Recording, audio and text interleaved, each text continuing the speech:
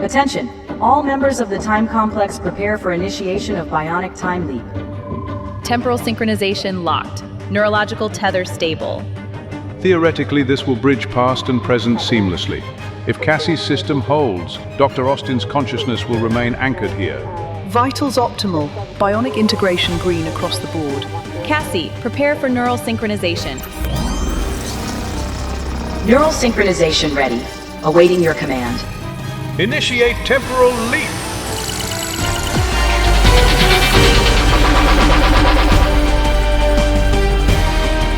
He's traveling through the stories that define generations. Seeking what captured our imagination and shaped our dreams. Exploring yesterday to illuminate tomorrow, and reminding us all why these moments still matter.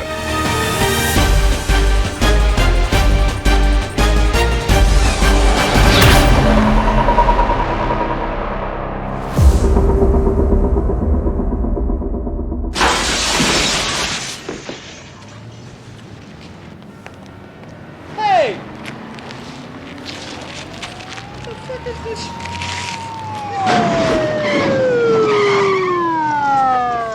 Did you see this shit? I can describe all of them. Please move to the side of the car and put your hands on the hood. Why? What's with you guys? You heard what he said, sir. Do it right now, please. What kind of shit is this, man? Hold up. Wait a second. Please get in the car, sir. Yeah, but tell me something. What's the charge? Possession of a concealed weapon and disturbing the peace.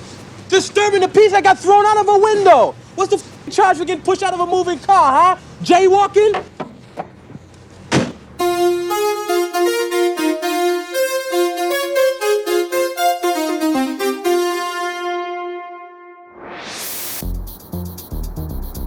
Well, this looks familiar.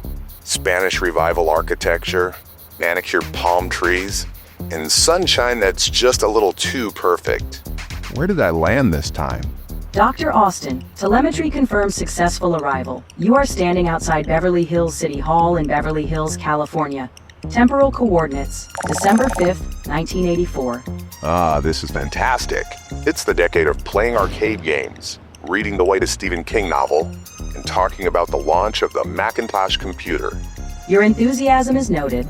Shall I log sentimental euphoria as a recurring symptom of temporal displacement? Sure, go ahead and add it to my chart. You have no idea how much I missed this era, Cassie. 1984 was firing on all cylinders. Yeah, there were Cold War tensions, but MTV is in its prime. Reaganomics on the evening news. A nation obsessed with CD players. And personal computers the size of microwaves. Man, what a year for movies, too. Indiana Jones and the Temple of Doom. Star Trek III, The Search for Spock. Romancing the Stone, The Karate Kid, Ghostbusters. Every weekend was box office gold. Oh wow, look at that. A Beverly Hills police cruiser, early 80s model. And it looks like they have someone inside. Hey, that's Axel Foley. All right, now it's clear. I've landed in Beverly Hills COP, one of the greatest action comedies ever made. Confirmed. This bionic time leap will serve as an assessment of Beverly Hills COP, its narrative strength, cultural resonance, and its personal significance to you. Yep, let's get started on the analysis. I'm really looking forward to this one. Acknowledged. To initiate data collection, please provide a summary of the film's plot. All right, let's talk about what makes Beverly Hills Cop one of the defining films of the 1980s. At its core, it's about a Detroit detective named Axel Foley. So I run it down summers that Mr. Ahmed Foley is here. Not Axel Foley. Axel. Foley is here to see her. Who finds himself way out of his element when he heads to Beverly Hills. What motivates Foley's decision to travel to California? Well, it's deeply personal for him. After his childhood friend is murdered under suspicious circumstances, Axel takes a vacation. In other words, an unsanctioned investigation, and he drives across the country to get answers. When he arrives, the culture shock is immediate. It's Detroit grit meets Beverly Hills glitz. You've got palm trees, art galleries, and he encounters cops who probably iron their uniforms at least twice a day. And yet, despite the change in environment, Foley's unorthodox methods prove effective. Yeah, that's putting it mildly. Axel is street smart and fearless. For example, he bluffs his way into a luxury hotel by pretending to be a Rolling Stone reporter. Don't you think I realize what's going on here, miss? Who do you think I am, huh? Don't you think I know that if I was some hotshot from out of town that pulled inside here, and you guys made a reservation mistake, I'd be the first one to get a room and I'd be upstairs relaxing right now. But I'm not some hotshot from out of town. I'm a small reporter from Rolling Stone magazine that's in town to do an exclusive interview with Michael Jackson that's going to be picked up by every major magazine in the country. I was going to call the article, Michael Jackson is sitting on top of the world, but now I think I might as well just call it, Michael Jackson can sit on top of the world just as long as he doesn't sit in the Beverly Palm Hotel, because there's no allowed in there. And excuse me, sir, it seems that we do have a last-minute cancellation. There is a room available. And he also teaches the by-the-book Beverly Hills officers a thing or two about intuition. See that guy over there in the black coat? Black jacket? Yeah? Don't you think it's kind of hot for a long black leather coat? A little bit. Yeah. Eagle was parting over there. It just came in together. Something's getting ready to go down. These officers, Sergeant Taggart and Detective Rosewood, initially view Foley as a nuisance, but their dynamic evolves. Oh, for sure. At first, Taggart and Rosewood are basically assigned to stick with Axel like glue, watching his every move. But after Axel pulls off his hilarious banana in the tailpipe trick, things start to loosen up, and the mood shifts from stiff to friendly. Pretty soon, the two cops aren't just babysitting him, they're teaming up with Axel. And together they start unraveling a major smuggling operation run by Victor Maitland, the slick art dealer. Maitland, the refined villain whose wealth conceals corruption. A classic 1980s archetype. That's right. Once Axel starts digging around and uncovers Maitland's whole operation, things get intense pretty quick. It's an awesome mix of wild action and laugh-out-loud moments. Police! You're all under arrest! You do that again, I'll shoot you myself. And Jenny Summers, what is her narrative function? Jenny's also Axel's old friend, and she's the reason he's got a foot in the Beverly Hills scene and in the case. She's so loyal that she ends up getting herself into some real trouble, which means Axel has to go all out to keep her safe. That mix of loyalty, danger, and Axel's wild antics is what keeps the movie funny, but also gives it real heart. So the film integrates personal motivation, social contrast, and procedural action, yet never sacrifices levity. Totally. This movie is all about chasing justice, wild friendships, and clashing worlds. Somebody help me,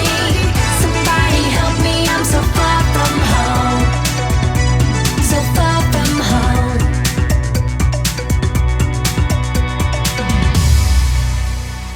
What can you tell me about the production of this film? Well, for one thing, it's my understanding that it didn't even start out as a comedy. Back in the late 70s, Paramount's Don Simpson wanted to capture the whole Beverly Hills policeman idea after being pulled over in an old junky Camaro and realizing how much class and image ruled that world. So the concept was born from socioeconomic humiliation? That's one way to put it. Originally, it was called Beverly Drive, written as a straight action script about a Pittsburgh cop named Ellie Axel. No jokes, no laughs, no bananas and tailpipes. At that point, Sylvester Stallone was their ideal lead, and he rewrote the whole thing, turning it into a muscle fest called Axel Cabretti.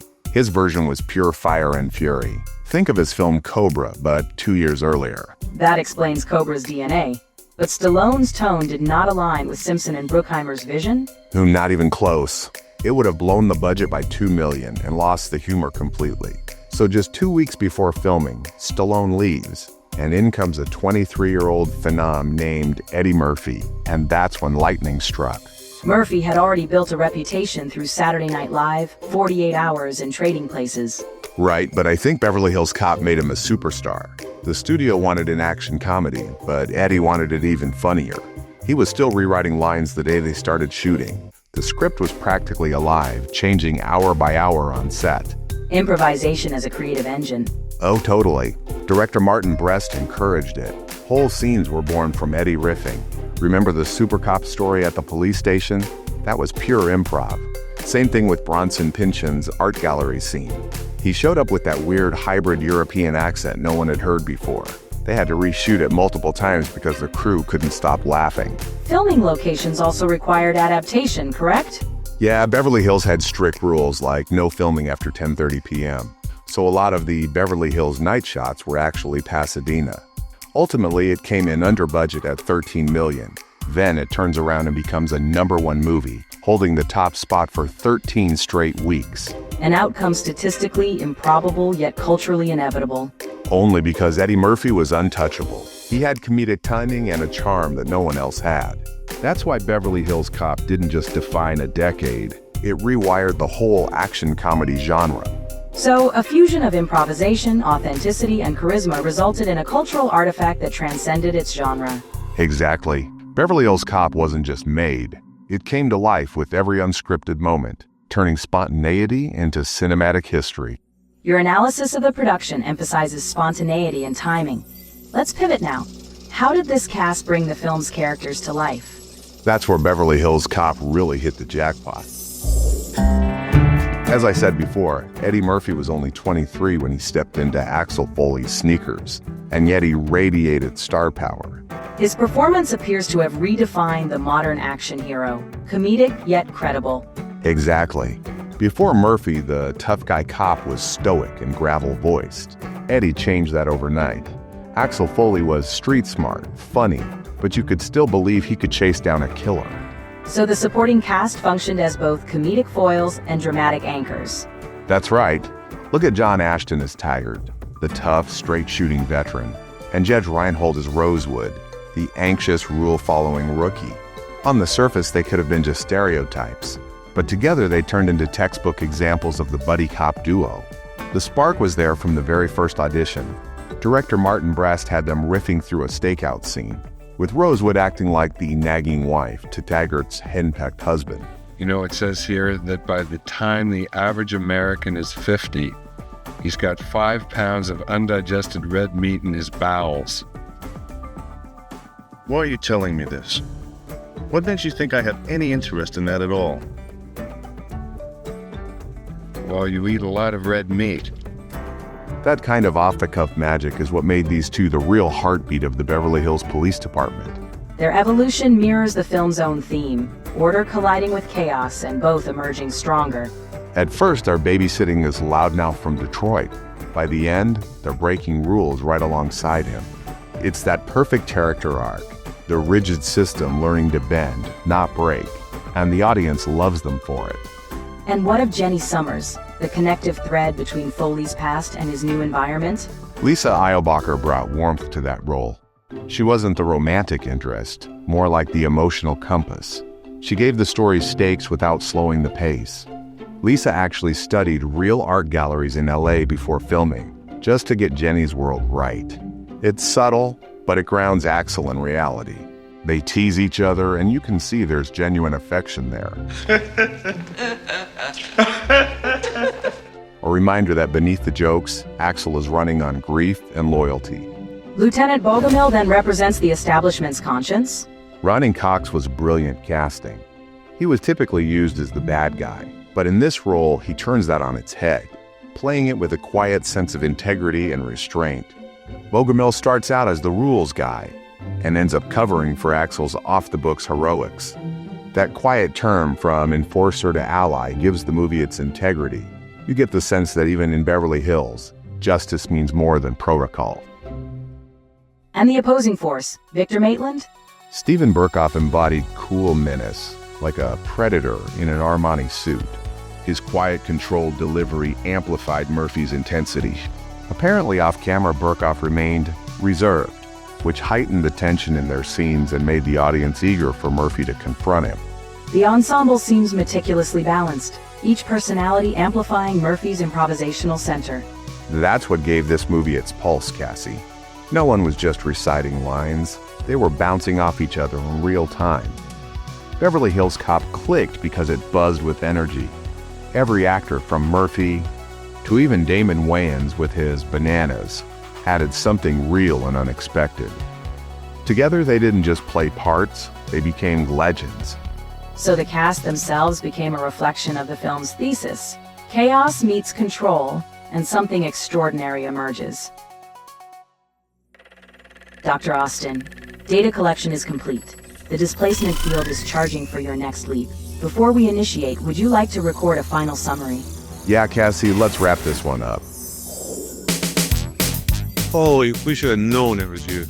Beverly Hills Cop is hitting theaters here in December of 1984, and for many months, it's going to own the box office. Notably, its impact extended beyond just the financials. The film sparked a surge in buddy cop comedies and inspired a wave of action comedy hybrids, influencing Hollywood's approach to genre for years to come. It definitely set the blueprint for everything that came after, from Lethal Weapon to Bad Boys to Rush Hour. Every wisecracking cop who broke the rules and saved the day owes something to Axel Foley. You experienced emotional identification with Axel Foley's self-assured defiance. Exactly. Beverly Hills Cop isn't just a film I remember. It's an experience that lingers, much like the way an old favorite song echoes in your mind. The movie's structure and rhythm carry an emotional resonance, like familiar melodies do, leaving you with a feeling that stays long after the credits roll. Emotional link archived. Temporal displacement field at 98%. Funny thing about time, you never really leave films like this behind. Some part of them just stay with you no matter how many years go by.